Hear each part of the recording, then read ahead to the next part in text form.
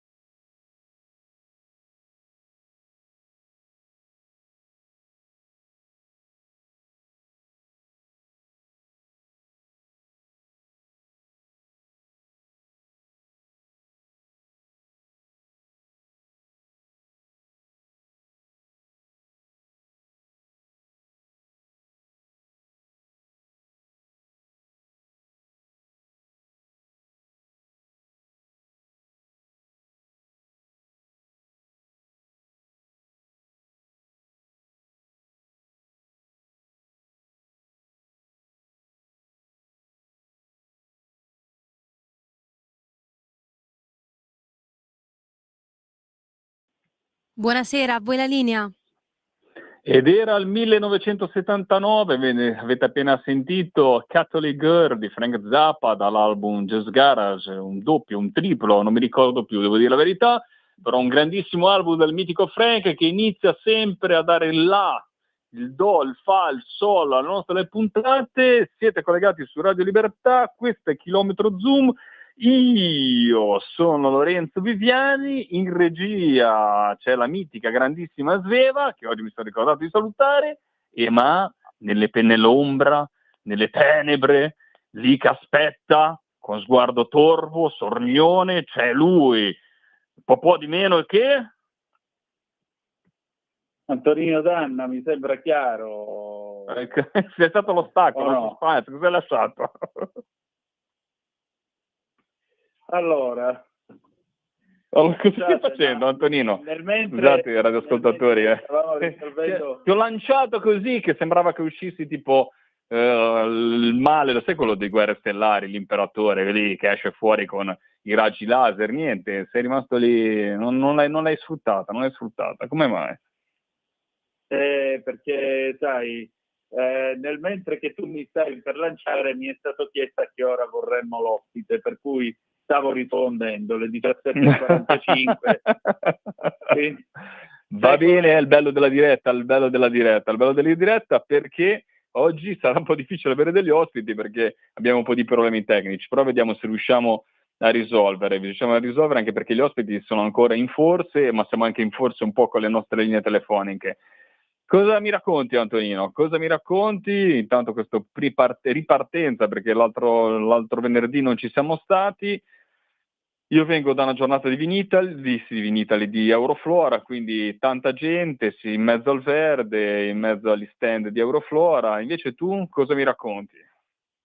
Ma io ti racconto che stamattina ho fatto la rassegna stampa. Dopodiché bellissima. ho Ti ascolto sempre. Sei il mio buongiorno, il mio caffè al mattino. Da qualche giorno, naturalmente, salutiamo il grande Semivarin, insomma, che per qualche settimana penso che mancherà delle frequenze di Radio Libertà, però, e lo salutiamo, anzi un abbraccione e un grande in bocca al lupo per tutto, ma detto questo, insomma, io lo sai che non posso non avere una preferenza per il mio compagno di viaggio, anche se vi amo entrambi, però il mio compagno di viaggio al mattino che me lo sento lì, che mi dà il buongiorno, che mi racconta la rassegna stampa, lui proprio, insomma, è un brivido. Siamo commossi. dunque, mo mi hai fatto perdere il filo però con questi complimenti così lanciati. No, a parte questo, insomma, c'è un contributo audio della nostra Anna Maria De Luca alle 18:35 e poi, insomma, sai, si lavora, si segue questo conclave. È il terzo che mi faccio, pensa come passa il tempo. È il terzo conclave che io seguo in 20 anni, quindi ti lascio immaginare. Cioè, il terzo, figurati. Quindi sei concentrato su quello. Riusciremo a parlare di temi agricoli anche se siamo nel Toto Pontefice? Come? Dico, riusciremo a parlare di temi agricoli anche se siamo sul Toto Pontefice? Penso anch'io che ci riusciremo. Sto vedendo se riusciamo ad avere l'orario giusto, almeno alle 18:15, l'ospite che volevi tu. Però vediamo un po' che cosa. Nel frattempo, insomma, come sta andando questa Euroflora?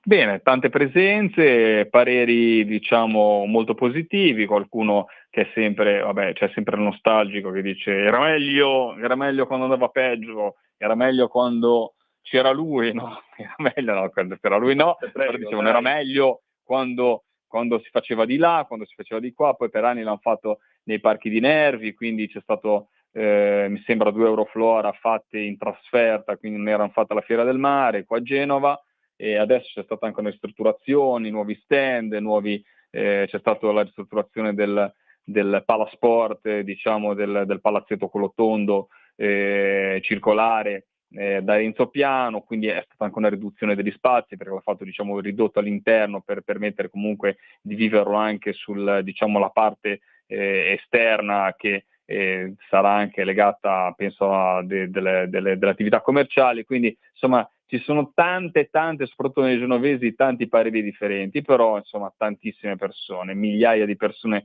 che ogni giorno si riversano nell'Euroflora per vedere comunque questa kermesse sui fiori che, ricordiamolo, c'è una volta ogni 3 anni se non mi sbaglio, e quindi lo dico anche ai nostri radioascoltatori, non perdetevelo perché il prossimo lo vedete fra 3 si può essere anche 5 anni, quindi se volete ancora costruire il vostro fine settimana e non sapete ancora dove andare, c'è Euroflora e mi troverete anche domani sabato allo stand del Parco Nazionale del Cinque Terre, quindi se volete venire a trovare e insomma chiacchierare un po' anche della nostra trasmissione, darci anche dei suggerimenti, mi potete trovare lì. Già, e questa è la cosa più importante. C'è Antonino, io non so cosa stai facendo, mi sembri, non è che sei sul gabinetto, perché ti sento impegnato a fare qualcos'altro, non lo so, ti sento proprio distante. Cosa c'è? Per cui niente di che. Ok. Senti. Va bene. Oggi, se riusciamo, parleremo di fitofarmaci, di agrofarmaci, perché è ritornato il tema delle riduzioni degli agrofarmaci. Ricordiamo che siamo tutti impegnati in una riduzione della chimica, dell'utilizzo della chimica in agricoltura, ma come sappiamo bene i trattamenti servono anche a evitare che ci siano delle fitopatie. Ci sono degli trattamenti che devi fare per legge, proprio per evitare che alcune fitopatie si vadano a diffondere, quindi insomma tanti temi e vorremmo approfondirli con chi li pasteggia tutti i giorni. Stiamo cercando di rintracciare in navigazione un collega pescatore che ci parlerà della carenza di pesce nel canale di Sicilia, sembra proprio generalizzata al sud, proprio anche per motivi di temperature delle acque, quindi arriva questo grido d'allarme proprio dal canale di Sicilia, quindi dalle coste italiane, ma non solo, anche dalle coste africane, quindi le imbarcazioni tunisine, algerine, che anche loro pescano molto poco, insomma tanti temi, sempre rimanendo naturalmente sul tema del primario, quindi i frutti della nostra terra e del nostro mare. Molto bene, questa è la cosa più importante. Senti, un'altra cosa che ti volevo chiedere, allora, quando è che si torna in mare?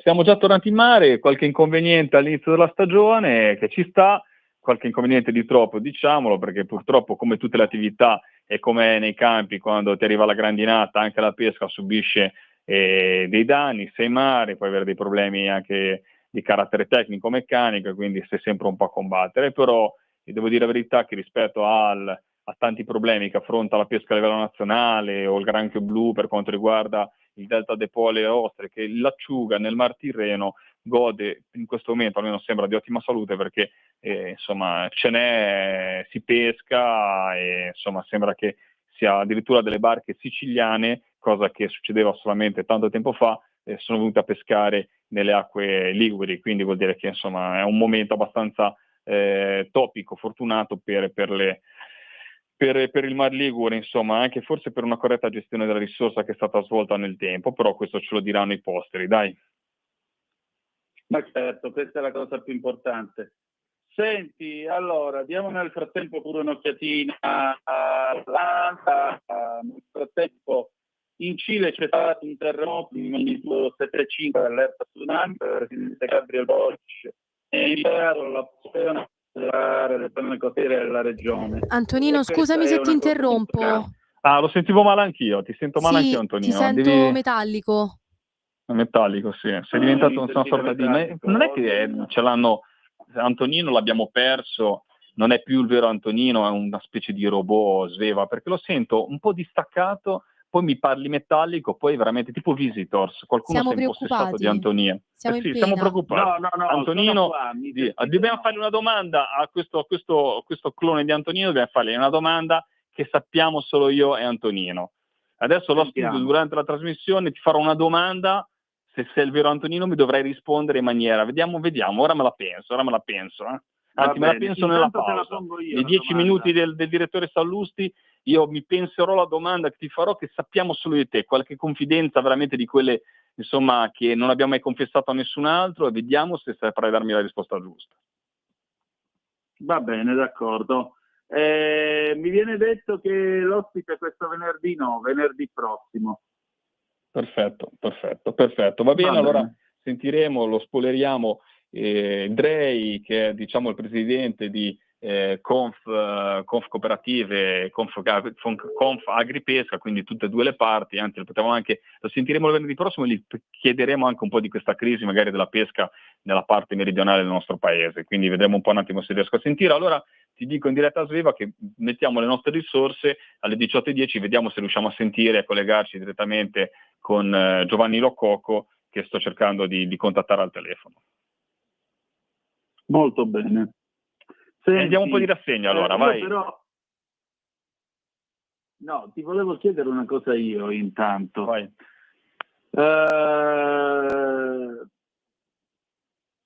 Il Savonarola, che ha avuto?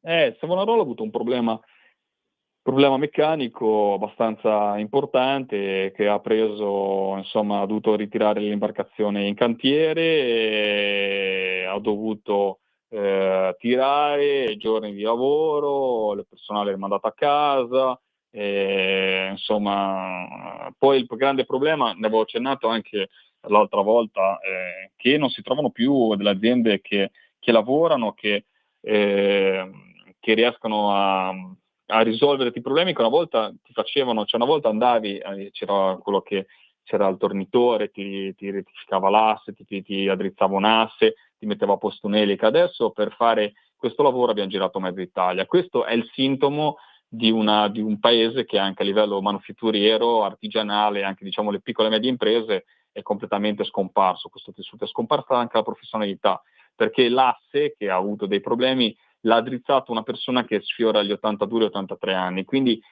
capiamo bene che se questa persona, ma come anche il motore, io ho ancora sul Salvatore Padre, diciamo, un vecchio motore che durerà in eterno, abbiamo rifatto le teste qualche anno fa, che è un motore che fa 600 giri, figurati, è ancora un motore di quelli di una volta, che si accende che praticamente si consuma pochissimo in barba ai motori moderni, che fa col giusto peso, perché sono motori pesanti, pensa che fa 600 giri, puoi pensare che motore mastodontico è, da nave, quindi bilancia anche molto bene l'imbarcazione, che scorre in mare con una leggiadria al Salvatore Padre che è meravigliosa, però in tutto questo, quando mi si guasterà qualcosa, è legato a un uomo di 87 anni che lo sa mettere a posto solo lui, perché ormai si cambiano i pezzi, tipo togli questo, metti questo, cambi un filtro, cambi quello, centralina che mi dice che problema c'è, ed è finita lì.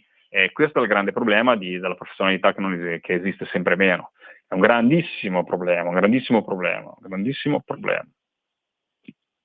Certo, ma vedi, È come te quando devi riparare l'Alfa Romeo, e quando te devi andare in un'officina, li devi cercare e veda quelle ormai super specializzate. Ma lascia stare che le macchine ci sono in giro, ci sono questi centri di assistenza, fai il tagliando, ormai anche lì cambia, metti, non ripari quasi più niente. Però detto questo, però almeno cioè, invece su alcune cose veramente abbiamo perso completamente la professionalità. Adesso qualcosa torna, perché si ricomincia un po' e si capisce che c'è quel bisogno lì, ma anche vai da un'azienda e digli, cerca di trovare un tornitore, o che si fermi un tornitore bravo. È difficile trovarli, difficilissimo. ma è difficile trovare un tornitore ed è difficile trovare la preparazione specifica proprio perché non c'è stato nessuno che ha avuto interesse nell'imparare queste Fra parentesi, supplenze. Sì, bravo, questo. Ma fra parentesi, guarda, tanto ormai chiudiamo questa prima parte della trasmissione, abbiamo un po' divagato, ma secondo me faccio il telespettatore, il radioascoltatore che non è intervenuto stamattina. Te hai fatto una bella rassegna stampa stamattina e sentivo tanti, mi è piaciuto l'intervento degli imprenditori, dei vari, insomma, ascoltatori di Radio Libertà che sono intervenuti in radio per portare la loro testimonianza. Manca proprio la cultura del lavoro. Guarda che io ho visto i mestieri, cioè la sicurezza, a parte sicurezza zero, non esisterà mai, e non è un concetto che non può esistere. Te puoi sempre arrivare, cioè qualsiasi persona che ti parli di sicurezza sa che non esiste sicurezza zero, esiste che tu abbassi la soglia di rischio sempre meno, perché fai la cultura della sicurezza, sistemi di protezione personali, tutte le cose che devi mettere in atto. Ma è la testa la cosa principale, è la testa. Io ho lavorato nel tempo, in passato, con persone e ho fatto anche un mestiere a volte, cioè il mestiere da pesca, però il 90% devi metterti tutto, devi rispettare le regole, ma il 90% ti dico è la testa con cui affronto, sempre il fatto ma anche le vecchie cose che ti dicevano, anche solamente come appoggi la mano su un bordo, che me l'hai sempre insegnato di non appoggiarla fuori perché comunque la barca può ormeggiarsi, di non mettere le mani. Te ti salvi la pelle guardandoti prima di tutto. Se tu puoi metterti il caso, questo guarda, me ne assumo responsabilità quello che ti dico, però è fondamentale perché penso che sia un dato oggettivo. Te puoi metterti tutti i caschi che vuoi, i guanti che vuoi, i dispositivi di protezione personale, ma se non hai la testa sul lavoro, non sei sveglio, non stai attento dove metti il piede, non stai attento sul lavoro, te sei una persona che si fa male per forza. Quindi serve tutto, ma serve la testa dell'operaio e la testa sul lavoro, serve tantissimo. E se mai ti fai male, in certe cose ti fai male per forza, perché il ponteggio può essere il più sicuro del mondo, ma se cammini con la testa nel pallone finisci che ti fai male. Devi avere la testa sul lavoro, devi essere sveglio, devi avere la cultura della sicurezza sul lavoro. È quella più difficile da fare imparare alle persone, ai lavoratori. Sbaglio? Scusami Antonino se mi sono allungato il sugo. No, non sbagli, e aggiungerei una cosa.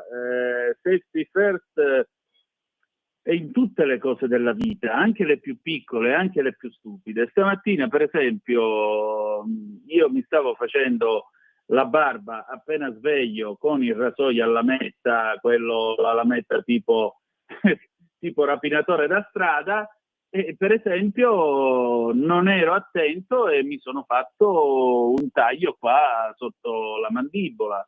Era solo un punto di sangue, niente di più, una cosa leggerissima, difatti mi sono sciacquato la faccia ed è andato via.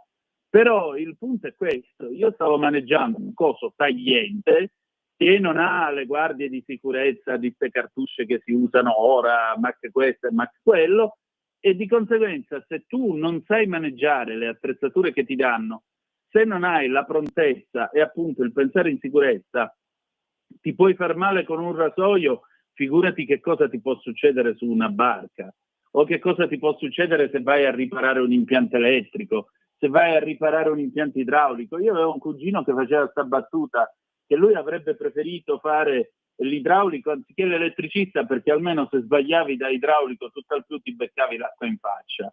E può anche andare come battuta, ma il concetto è che troppa acqua può causare ulteriori danni e non potrebbe essere buono.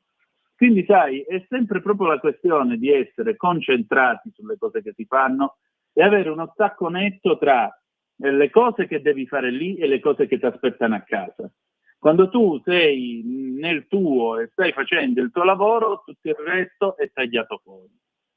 perché se tu poco la tua testa da una cosa all'altra sbagli e fai cazzate, ma non solo No, ma le infatti- fai, dimmi. Infatti capivo molto bene il discorso che faceva un imprenditore che diceva veniamo sempre criminalizzati, ma molte volte noi ci mettiamo tutta Sì, la... Aldo D'Alberto è stata una vera e propria Però- denuncia. No, ma guarda, il problema grosso è che giustamente bisogna stigmatizzare il comportamento fra caporalato e altre pratiche terrificanti che ci sono, e bisogna impegnarsi sempre di più per cercare di combattere questa piaga delle persone che si fanno male, oppure il fatto di abbandonare una persona che si fa male e lasciarla lì perché magari lavorava in nero. Queste cose sono veramente delle cose da dare il massimo della pena penale, perché vuol dire non avere neanche il coraggio delle proprie azioni e neanche scappare dalle proprie responsabilità. Altra cosa è quando uno veramente dà tutto di più, però poi nella persona deve essere anche instaurata la passione per il lavoro. La cultura del lavoro è una cosa che tu devi avere, devi fargliela prendere alle persone. Molte volte, devo dire la verità, non trovi persone che sono così ricettive, perché magari stanno lì veramente e non hanno e invece purtroppo è quello che ti salva, è quello che ti salva la pelle, è quello che ti tiene in vita, la passione, la cultura del lavoro, avere gli occhi da 100 parti, imparare. Esattamente. Senti, sono le 18, io direi che possiamo cedere la parola al nostro direttore responsabile Giovanni Sallusti per Liberamente, e ci ritroviamo tra una decina di minuti, un quarto d'ora. Va benissimo, a tra poco. A tra poco. Avete ascoltato Chilometro Zero.